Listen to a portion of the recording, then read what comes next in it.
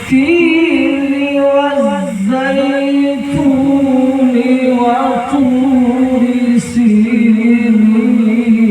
وهذا البلد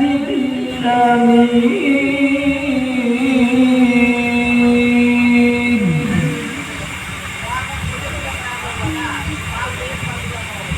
لقد خلقنا الإنسان في أحسن تقويم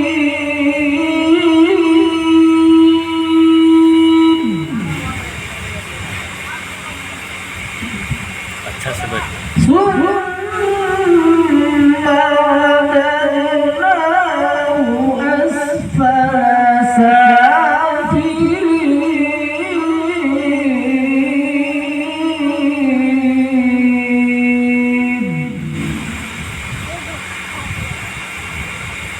إلا الذين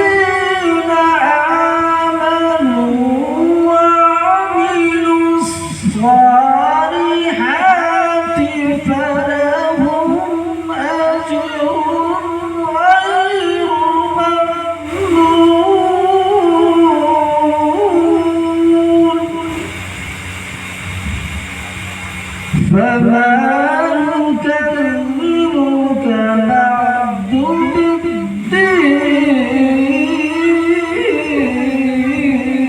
بالدين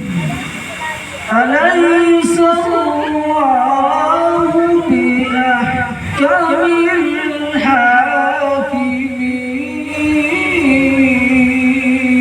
الحاكمين صدق الله